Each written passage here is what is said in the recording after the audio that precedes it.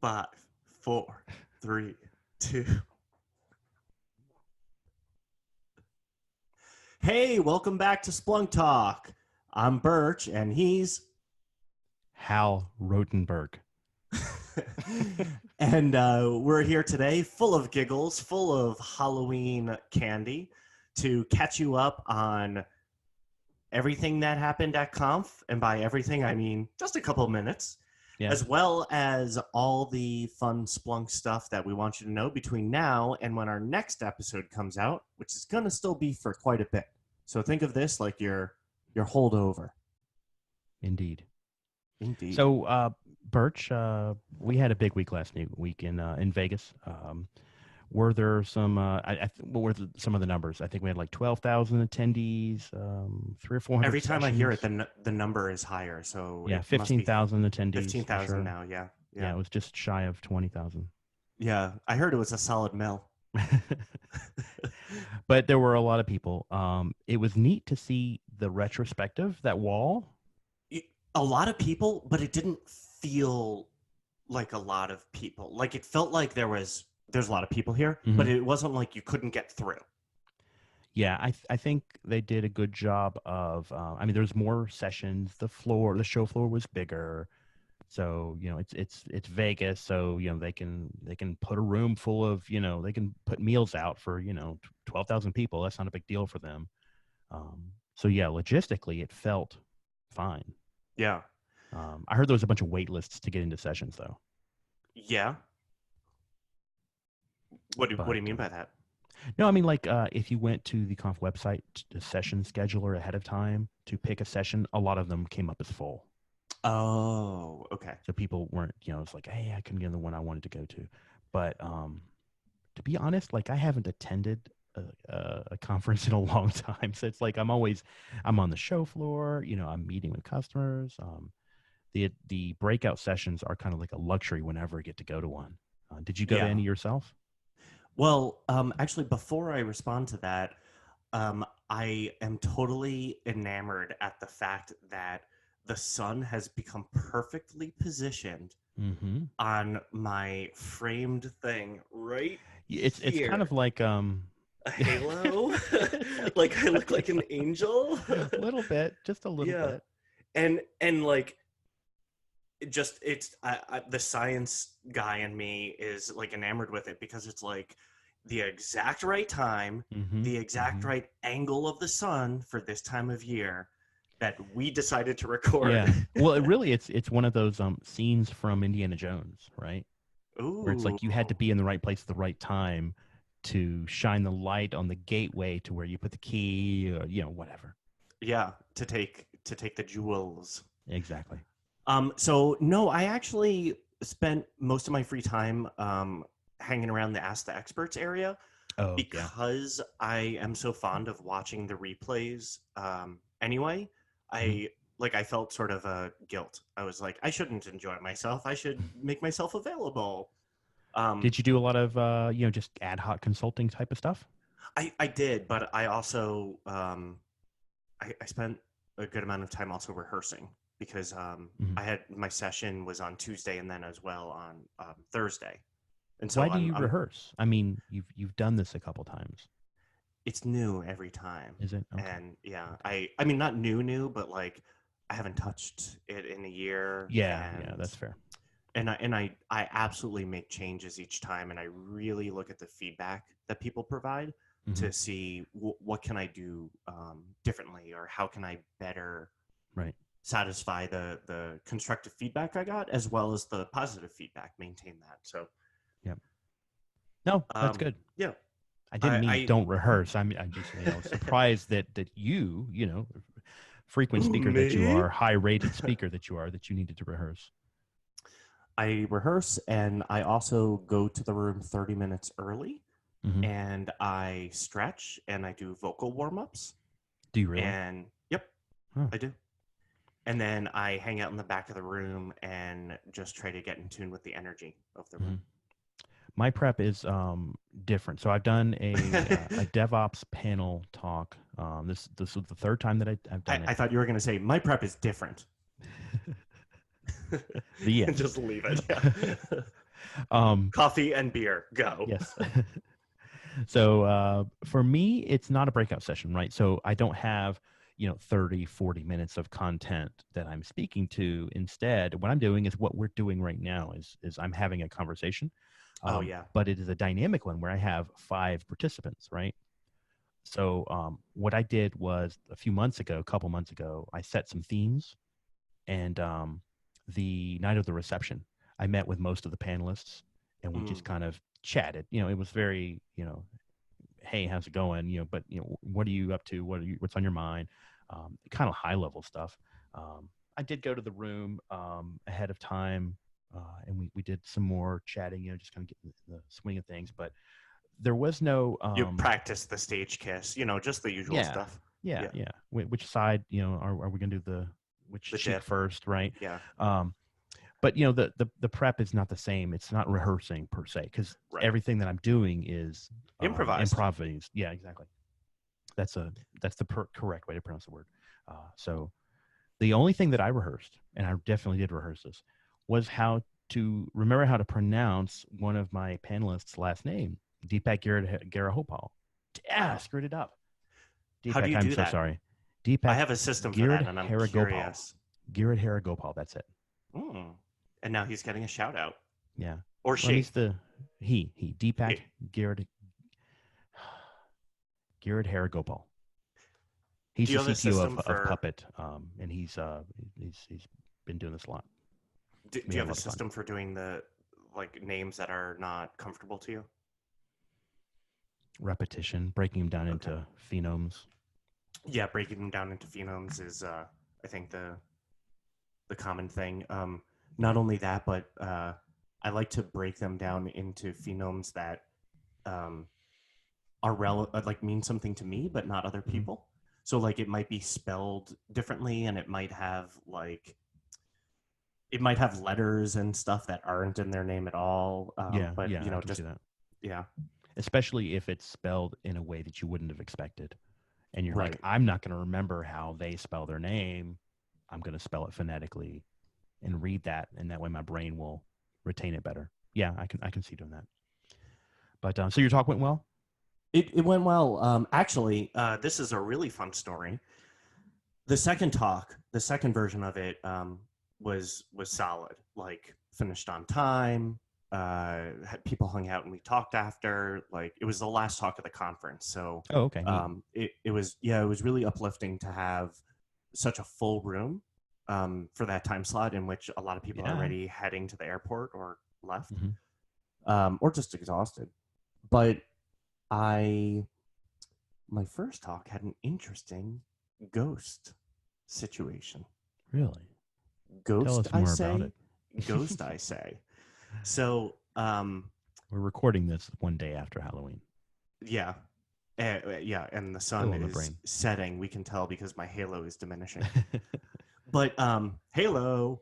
So I start doing my presentation, and it appears that the clicker is just sticky. Mm-hmm. So I would click a slide, and then another slide would go. Mm-hmm. And so it was oh, okay, well, this isn't clearly I don't know how to use this. I should have used my own that I brought. Yeah. But then it started going backwards too. And I was like, well, okay, it's the backwards button is sticky too. Then it started going forward and backwards when I wasn't even touching it.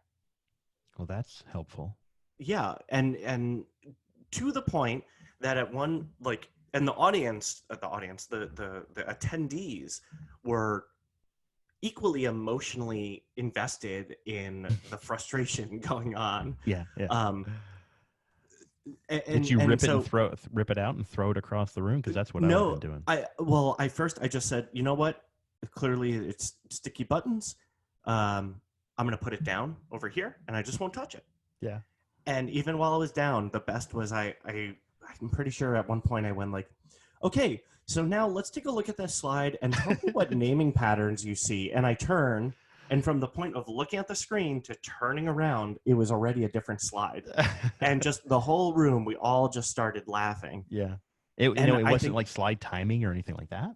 Well, and then someone was like, maybe it's the timer. And, I was like, that's weird. I don't do timings on my slide. Me Maybe this neither. laptop. That's why I don't like to use other people's laptops. Maybe it had a default timer on it. Right. And then I said, hey, just to remind people, I'm doing this again on Thursday. And I stopped myself, but I was so frustrated at this point that the next thing out of my mouth was almost, because I'm not going to continue right now.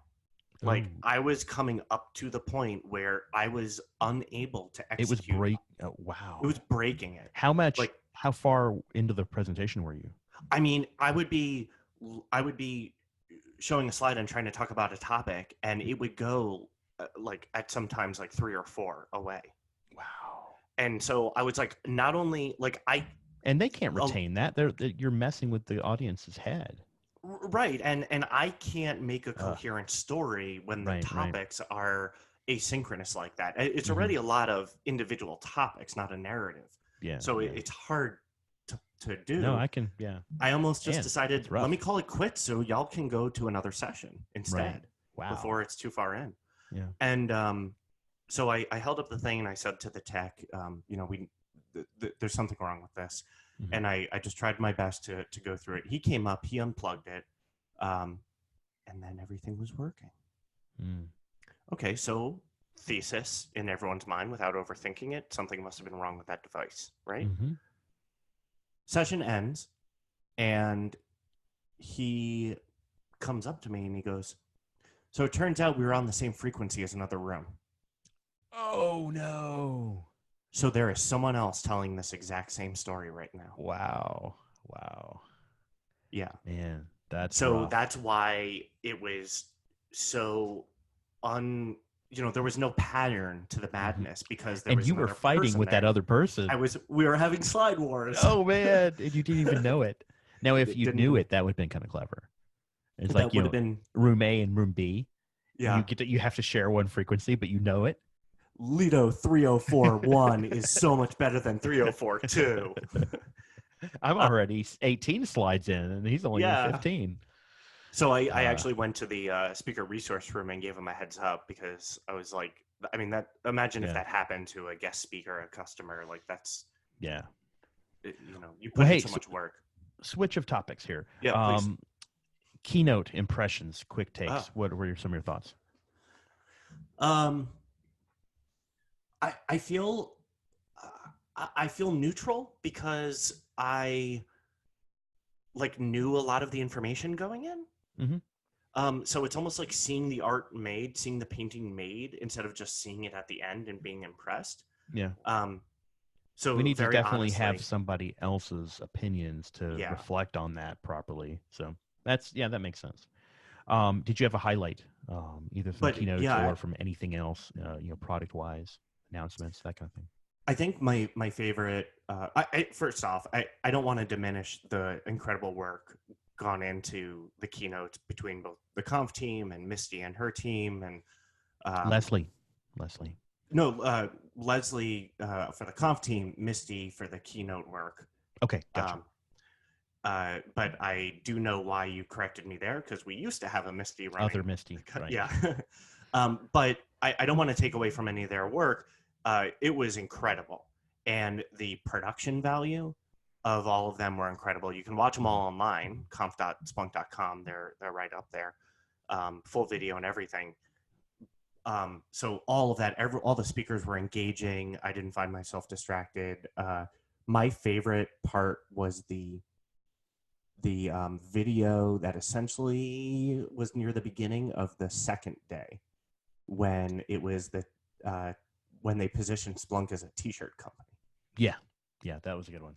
That gives away software. Because we've been saying that for a long time. Yeah. But I'd never seen, a full production video treatment of that, and it was hilarious. I mean, it was hilarious. And there was a couple Easter eggs in there, like the conf team was the team hosing down the guy in that one scene. Nice. Yeah. So I think that video is up on conf.splunk.com within that keynote. Mm-hmm. But yeah, I really love that. How about you? The augmented reality. So that was a cool scene. like the Yeah, story. yeah. They had the portion there and the charging station, and I had seen, talking to like, hey, I knew some of these things coming in. I didn't know about this one. Like I knew about Oh, AR. I've actually been yeah. focusing some on AR with some of my customers, but I didn't know what had happened in the product in the past 3 months. So they actually had come a long way with the ability to have uh, I think it was I don't know if it was a web page or a PDF, but they had a document of like Yeah, some the manual. manual and the They had a videos. video, Yeah. yeah, and then initiating the actions with a button. So all that stuff was brand new, and so I didn't know that was coming. So I was pretty impressed by that stuff. Actually, speaking of being surprised, that I've been both of us have actually been Android mobile Mm-hmm. beta testers, Yep. and I never noticed and didn't know until then that the Phantom integration in the mobile app. I was really impressed by that. Yeah, I want to know how to do that. Like that's one of those things that I'm going to have to play with myself and Yeah. good because I do have um, things I've done with Splunk Mobile. I'm pulling it up right now on my phone. See if I can pull up a little graph and show it to the camera. Yeah. So like this is my smart home data and that's my power usage and some of the device check-ins and stuff like that. So I've been doing some cool stuff with it already. But I didn't know that they were doing anything with Phantom with that. Yeah. So now I'm going to be like, okay, cool. Let me plug up some playbooks. Yeah. So looking forward to playing with that. Yeah. Very cool. Very cool. So what else did you want to talk about? I know this was going to be just kind of a short, Yeah. In hey betweener. guys, here's an episode. We'd love to see you and talk to you and hear from you. Anything else you wanted to hit? Well, we just so we just had our conf event, and we're back and we're recovered. Um, I I think just due to logistics and vacations and whatnot, what we were hoping to do around Halloween, tales from support. We're just gonna have to push off closer to the Thanksgiving time. So Yep. that was why we both independently had the idea of like we should really do something in between, even if Yep. it's Yep. short and sweet.